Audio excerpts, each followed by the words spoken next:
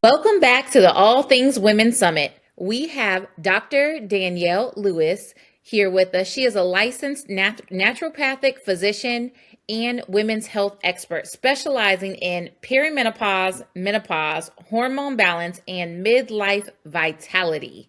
With over 20 years of clinical experience, Dr. Lewis is known for helping women move from confusion and exhaustion to clarity, confidence, and sustainable health during midlife transitions.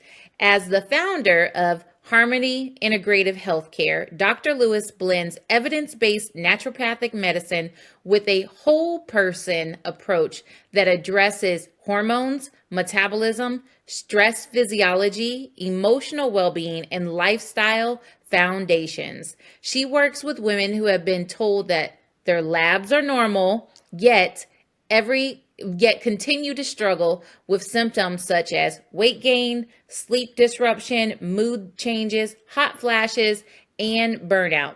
Dr. Lewis is deeply passionate about reframing the midlife hormone shift, not as a decline, but as a powerful pivot into a new chapter of purpose, resilience, and self trust. She is also a strong advocate for equitable, informed care for women of color, addressing the unique stressors and healthcare disparities that impact hormonal health. Through clinical care, education, and speaking, Dr. Lewis empowers women to understand their bodies, advocate for themselves, and navigate perimenopause and menopause with clarity and confidence. Welcome, Dr. Lewis. We are so excited to have you here today. Thank you. Thank you. Thank you for having me. Can you share what first drew you to women's health and hormone mastery, particularly around these midlife transitions? So, I mean, first of all, I'm a woman. So, all of these things resonate with me, right? I've gone through a lot of the transitions and Yes. currently myself in perimenopause, all of those things. But it was, especially, I would say, when I got to medical school, was having conversations with women around, like the bio said, not feeling like they were being heard, not feeling like they were being listened to, being told that you're fine. This is normal. I hate the word normal. I tell my patients all the time because who defines what normal is? And really wanting to make sure that my patients were heard and that we were digging deeper. I feel like a lot of people don't really understand perimenopause and menopause. I know we kind of been lumping them a little bit together, Yeah. because it's all about transitioning. And so I always say, especially being a naturopathic functional medicine doctor, I give my patients options. I give them space to be heard and to figure out the individualized treatment plan for them because nobody's perimenopause or menopause looks the same, Yeah. honestly. But yeah, just I went to a updates in women's health conference one time, and there was an elder from my community who was there, and she had been practicing she was a naturopathic midwife, and she had been practicing for 30 plus years at that time. And mind you, I graduated 13 years ago.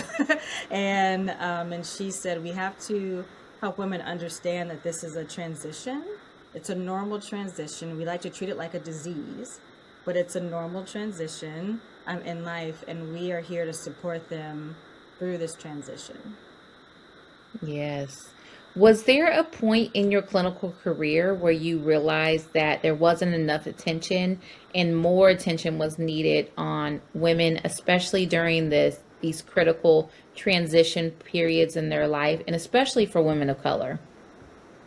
Yeah, absolutely. I would say probably when I got into private practice and I shifted my because I was trained in primary care, but I shifted my focus to be niche to hormones in women, and having those conversations. A lot of patients who were coming to see me had different paths. Like some had been on birth control, and that's going to impact hormones. Some had never been on birth control, but they were just like, I just like, I can't get the footing underneath me. Like, I feel like the floor has been yanked from underneath me and I can't find it. And a lot of times, it's the mental health piece of it that was really worrying to me in regards to, it's like all of a sudden I can't deal with the stressors of this job that I've been in for 10, 20 years, and the stressors are there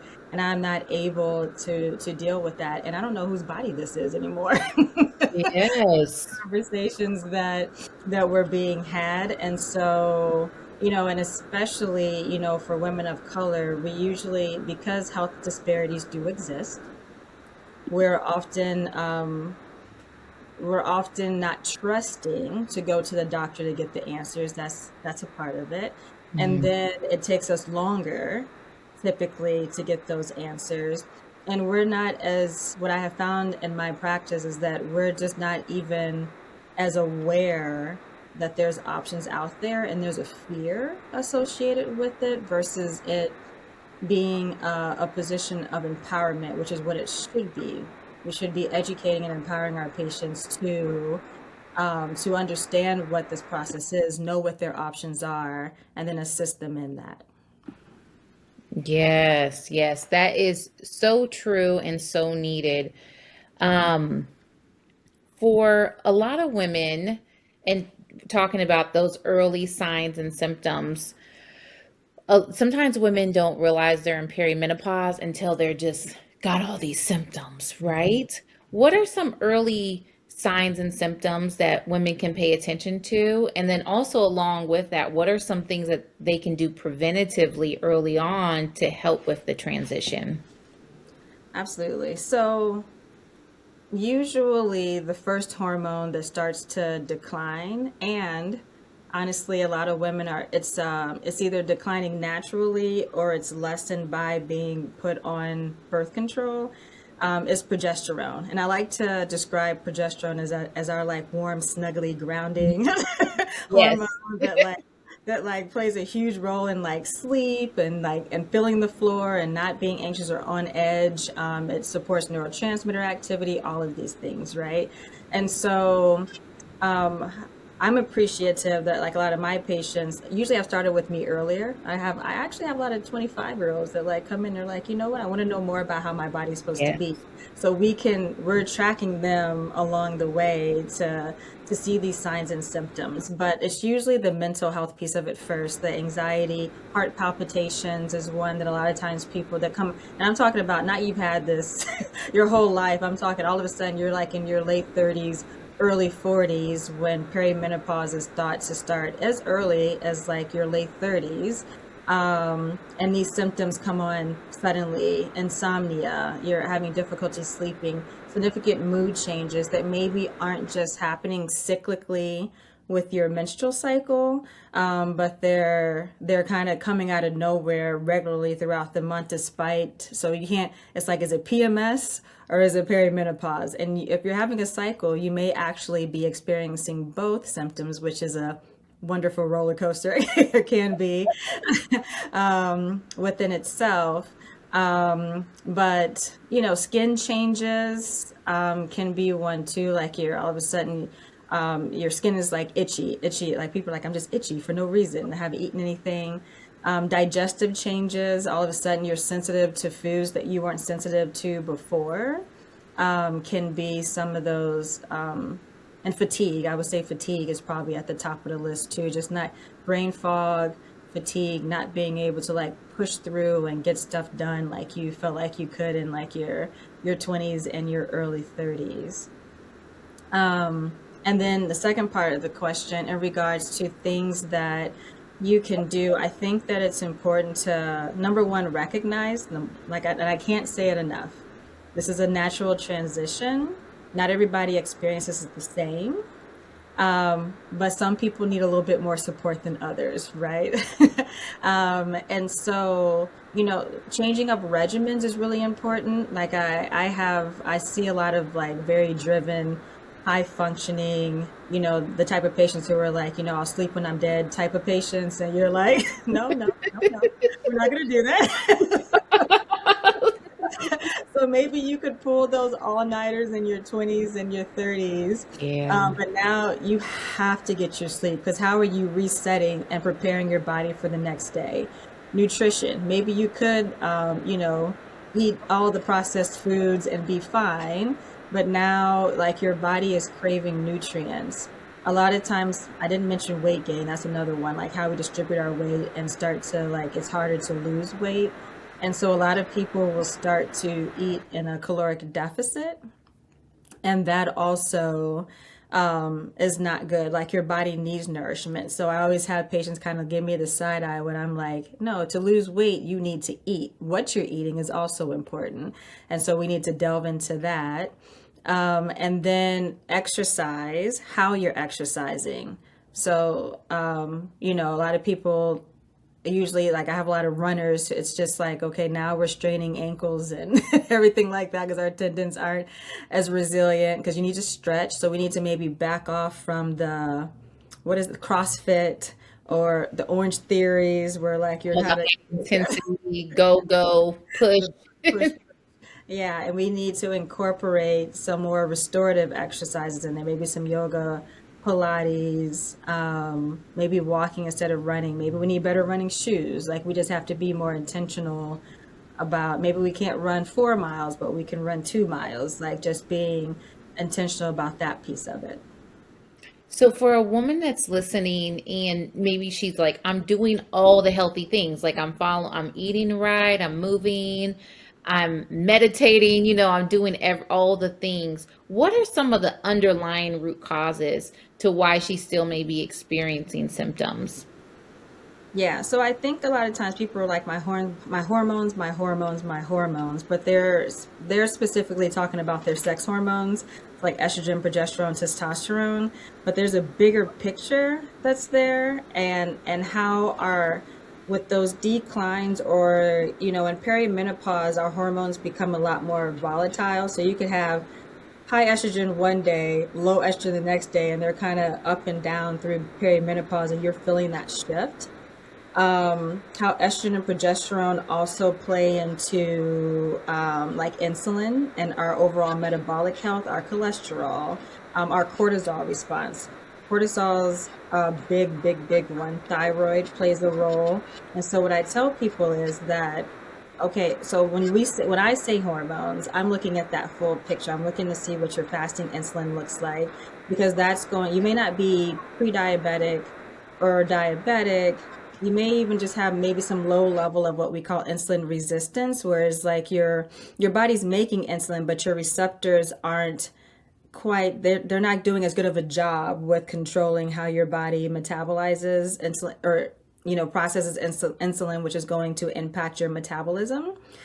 And so, we may need to track, food response, specific foods. Maybe you could have all the carbs back in the day, and now we need to be more specific about the type of carbs, making sure you're getting enough protein. And so when, I do get that statement a lot, where people are like, I'm doing everything, because, they've gone to the TikToks and the Instagrams and the chat GPTs and have given them a plan. And I'm like, Google's not even a thing anymore. I used to say Dr. Google, but that's like long gone now. Now it's Chat GPT, TikTok, like all those places. yeah, yeah, absolutely. But the first time, like, you put your labs where, and it told you what? Oh, interesting. Okay, okay, let's talk through this now.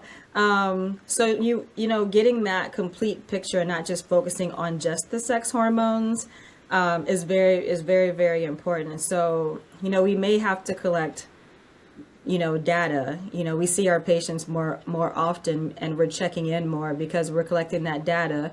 We're tweaking a couple of things. We're seeing how the body responds, and then we go from there.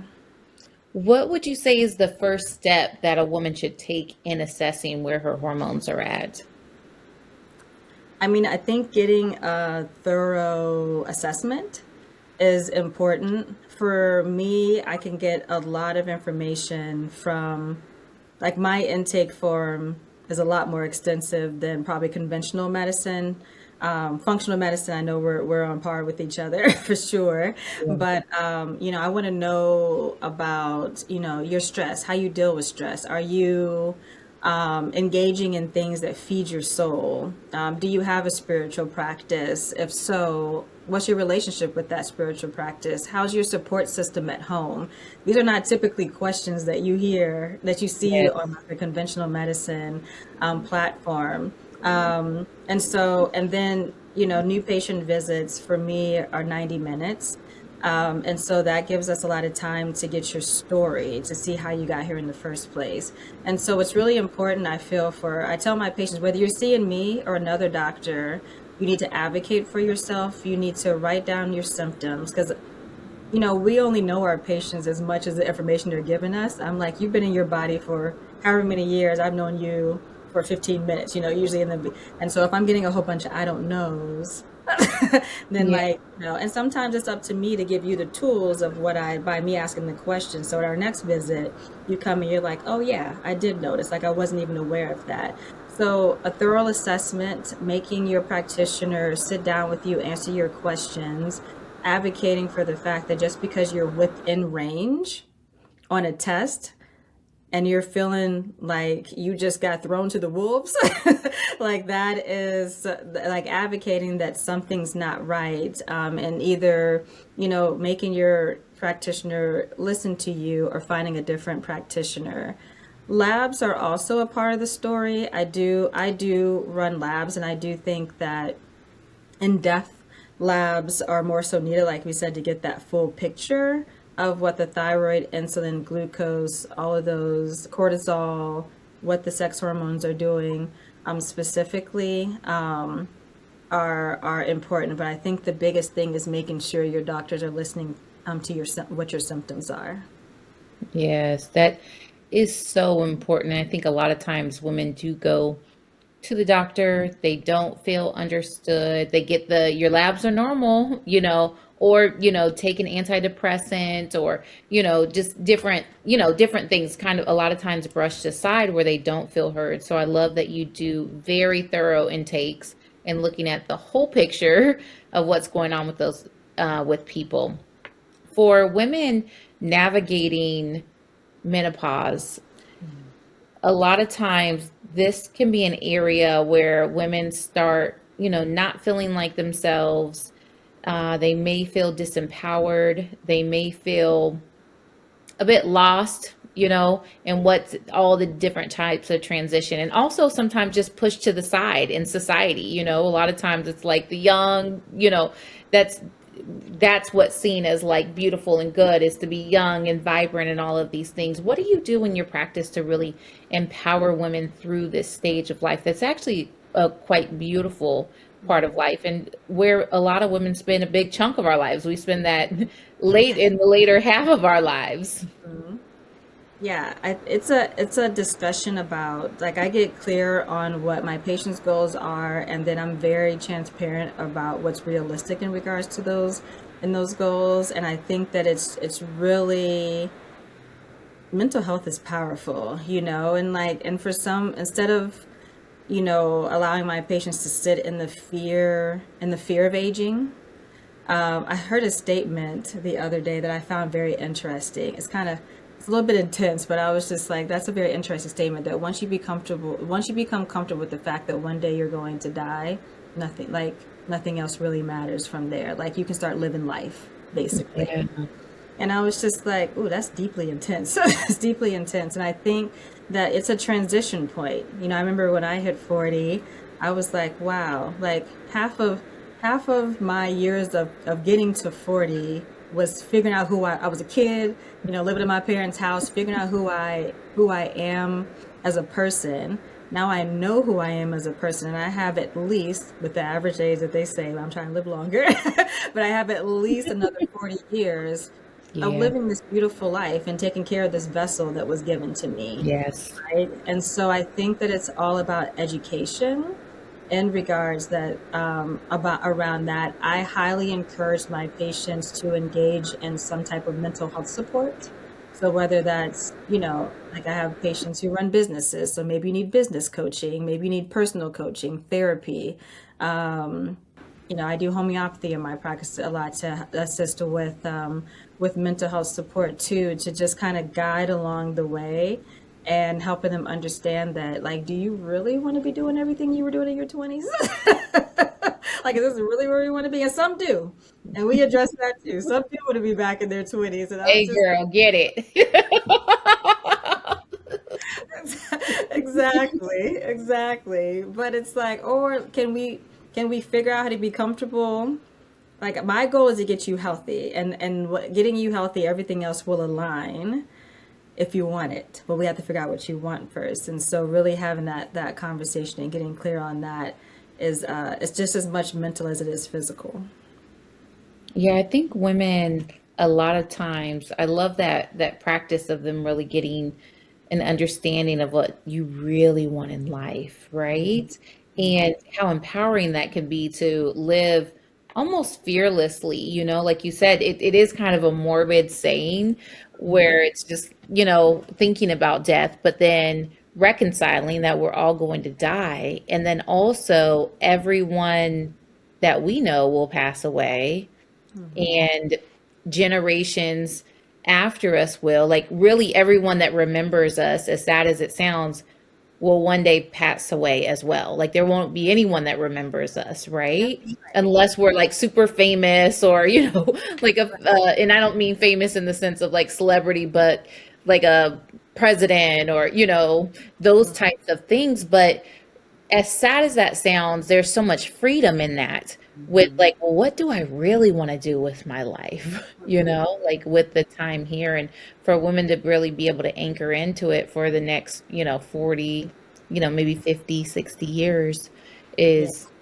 is actually a gift, you It's a know? total gift. And I think too, like sometimes we get the other important piece of that is that sometimes we get so caught up in like the symptoms of menopause, like the insomnia, the anxiety, the night sweats, the hot flashes, that it's also important for us to educate our patients on like having these conversations and having increasing awareness around these perimenopause and menopausal symptoms is also protective for things down the line in the future, especially as Black women, because heart disease is a number one killer of Yes. Black women, right? And Yes. so it's like being educated about your hormones, supporting them in the ways that they need to be supported for you, that is best for you, is also going to be protective for your bone health, heart health, and mental health too. So like, they say, managing that can help with even decreasing dementia, down the line, decreasing cholesterol, all of those types of things. So it's important to also have this conversation as far as protecting our overall health as we do age. I love that because a lot of times, and I even say it myself, like, I'm not doing what I do today for like me today, I am, but it's for that 70-year-old version of me, Hmm. that a lot of times we can still live to 80 or 90 years old, but then it's like, how are we living? Are we in and out of the hospital all the time? Are we, constantly sick? Are we able to get up and down the stairs? Are we able to play with our grandchildren? Or even worse, do we live and work and build and do all these things and then die of a heart attack, Right, right? right. Something that is so preventable if we do pause and look at, what's going on in our life. What are some of the ways or some of the things that you do with clients to just help them in this area here? So I see hormonal health on a spectrum, right? And so I'm a naturopath, so I can hug trees with the best of them, and ground with the best of them, but I can also prescribe, if I need to also. And so it ranges a lot of, honestly, what I do is lifestyle modification. Like, that's Yeah. foundational. Like, even before somebody says that they want to work with me, I'm like, if you're not willing to give up the McDonald's, I'm probably not a right fit for you, because like if we're not addressing the fuel that we're putting in our body, then we're kind of beating our head up against, we're just putting band-aids on at that point too. So yeah, diet, exercise, how we're exercising, all of those things is pretty much foundational. I love herbs. Herbs can work really well. I do, and homeopathy. I do love homeopathy also. I do like some people, it's shifting a lot. A lot of people would come to me saying they want to do it the natural way, and everybody has their definition of what that means. Thanks to Oprah and and all this awareness around menopause and the lifting of the black box warning on hormones. Now a lot of people were kind of leery of doing hormones because they didn't want to get breast cancer, things like that, which I've known for years was a misconception. um, and so I'm like, sometimes there's not a herb strong enough to address your symptoms. So sometimes we do need to utilize bioidentical hormones in order to help patients, feel better and get that floor back underneath them.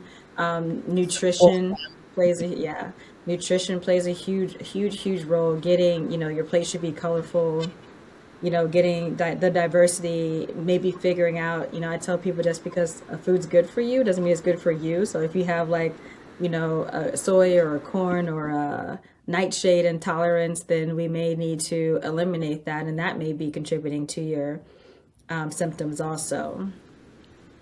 I love that. So let's shift gears a little bit.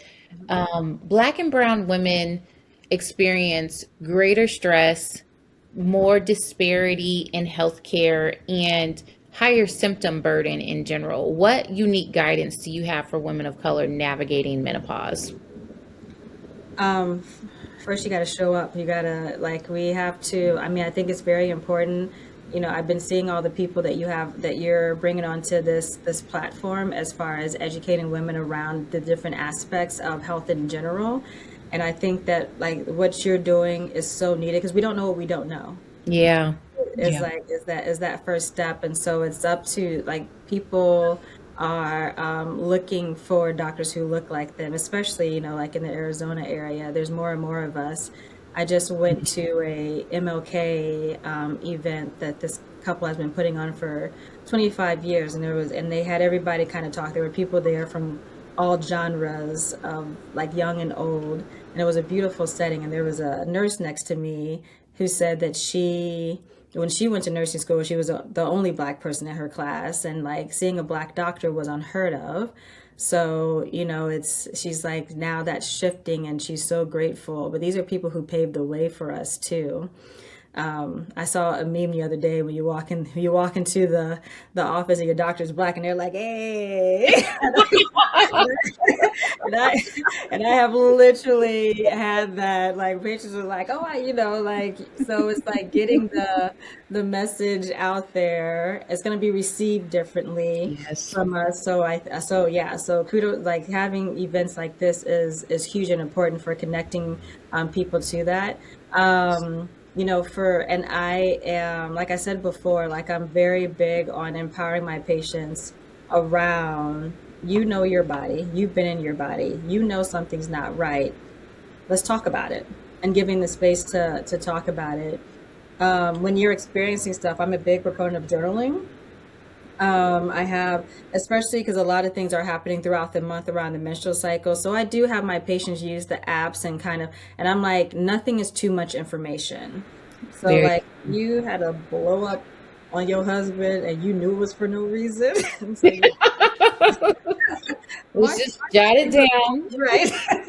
Let's just put you a little irritable that day. You knew there wasn't any reason behind that. You're wondering what in the world, but you can't stop yourself, right? Yeah. It just like came out, it happened. So marking those symptoms, if you were spotting, if you couldn't sleep, and maybe you did have caffeine. I like people to also chart on like a food journal too, and keep track of some of their symptoms so they can see maybe what foods are impacting Yeah. them that might be their triggers. Because I don't. A lot of times people don't associate food with causing their symptoms, and they're always amazed when they're like, man, I gave up gluten for even 10 days. And they're just like, I slept better. My skin felt better.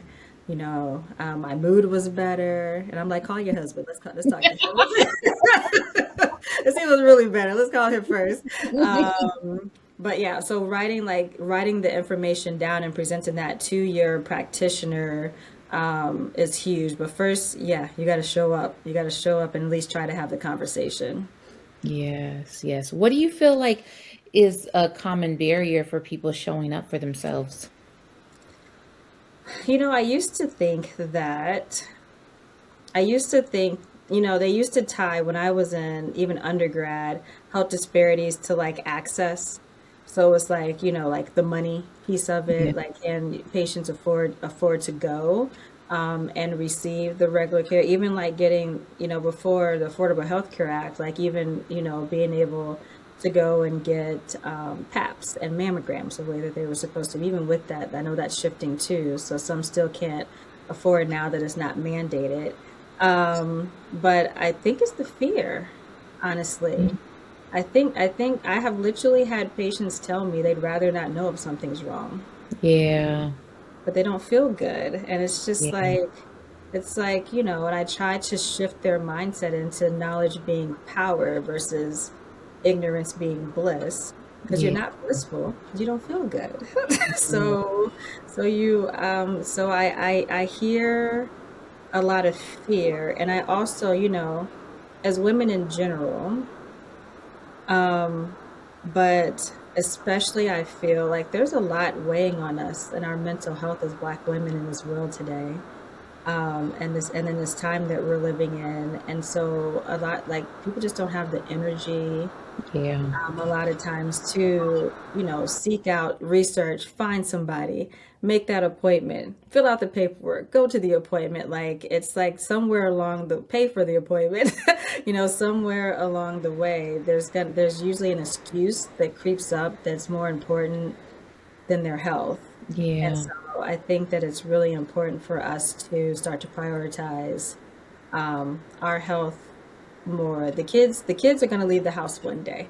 Yeah. I know kids could be a big a big barrier. One day they're going to leave the house and it's going to be you and possibly your partner that's there, and you want to make sure that you're good to actually enjoy your life once those kids are out of the house too, right? Like they're gone. I want to have a good time and have energy and not fall asleep on the couch and, it's 4 o'clock. And Right. And travel and be, like I said, get up off the floor and like not be afraid to do stuff by yourself and like all the things too. So, and I'd have the anxiety around it too. So, yeah. Yeah, it's something that I know for both of us is very near and dear to our hearts because we know the difference that it makes in hmm people's lives when they get their health together. Do you have any specific stories or anything of like a client that came to you really struggling and then went through working with you and then their outcome? oh goodness. Probably got a lot. I do. I'm trying to think of the best one. It's like, because I have them across the board. Let's see. Um, So I've actually had a patient. She's a good example because I worked with her from perimenopause through now she's in menopause. And so she was a patient who was like very leery about doing hormones. Her symptoms weren't so intense. It was like mainly the weight gain and all of those things. And she was doing things like signing up for what is it called? Mud runner, where you run in Oh the mud. yeah. Yes. My locks would not. I'm not doing that. It's like we run in the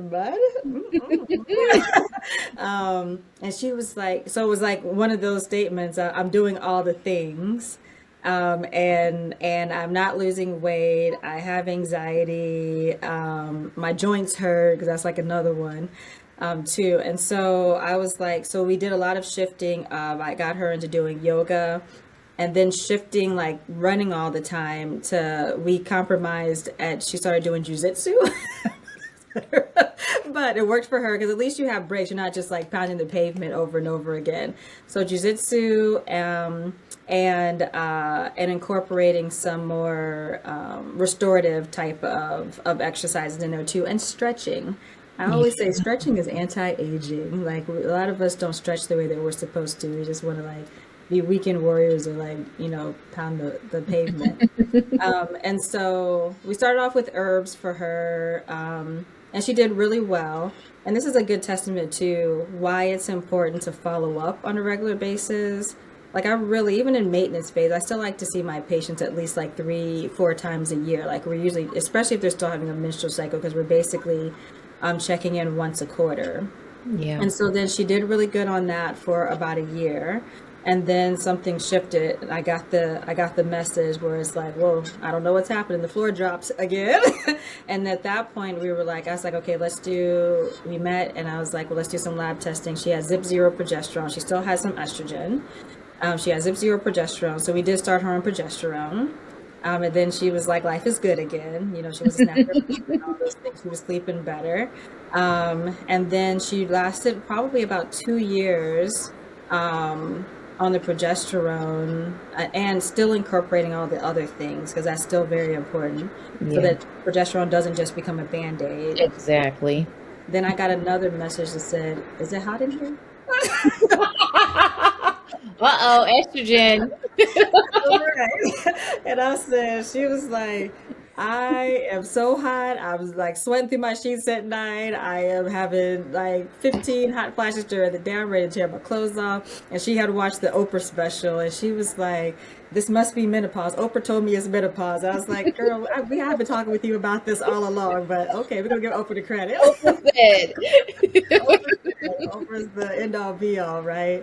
And so then we did start her on estrogen reincorporation. She had her uterus. You have to give progesterone with uterus. So she was on both the estrogen and progesterone. And we actually had an interesting phenomenon where I started her on a lower dose. I used for her the patch because it is still bioidentical. And I had her doing it. Well, because actually, no, I started her on like the next level up from the lowest dose. And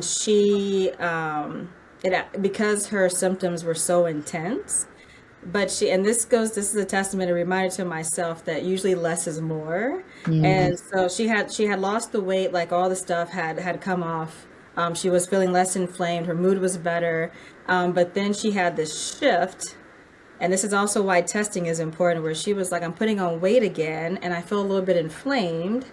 And even with hormones, there could be too much of a good thing, right? And so I tested her again, and her estrogen levels were elevated, and I always had to remove their patch prior to testing. So they basically test like the day after they're supposed to put a new patch on.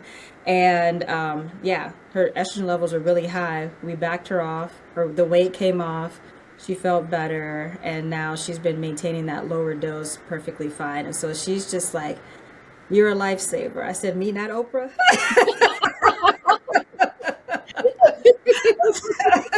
I say, you're welcome, Oh, Oprah can't prescribe for you? Okay. It's okay. You planted the seed, she came and watered it. You did. I'll give Oprah her credit. I will. But yeah, it's just, and it's life changing for people. Like I mean, we do our check-ins and she's just like, I don't know what I would do without my hormones. She's like, it's like these women have started this club, the Patch Sisters. Have you heard of it? Everybody has No. Uh-uh. Yeah, they call themselves the Patch Sisters. They're like, oh, girl, do you have your patch? I got my patch. You feel good? Oh, I have energy again. I'm sleeping better. I have like all these things. And I'm like, okay, Patch Sisters. But not forgetting the basics. Still, Yes, lifestyle is still because we important. don't want it to be a band-aid. Exactly. Yeah. Because if it is just a band-aid, there's all these underlying issues going on. So you even feeling better, but then still dealing with the same chronic diseases that end up killing us. Yep. Exactly. Yeah. Exactly. Yeah. Dr. Lewis, how can women get connected with you? How can they find you? So I have a great website that I've worked very hard on. It has a lot of information on there. And so you can, it's www.harmony, HARMONY.care is the website. And you can go on there, you can search around, you can like read the blog, see information. You can request an appointment. I do offer 15-minute discovery calls to make sure that we're a good fit before you invest with me, because I'm not for everybody, like I said, and but I also have a great circle of colleagues that I can recommend to you to if I'm not a good fit. But in that visit, we just kind of surface level, see what you're wanting help with, and then I can let you know how I can help you, or if there's somebody else that may be a better fit. And so that's nice. And then we go from there with our visits. Nice, nice. Well, thank you so much for being here today. Thank you for talking about how to navigate this perimenopause, menopause era while focusing on the foundations, and then also making sure that we make this conversation in general a priority. Thank you. Absolutely. Thank you for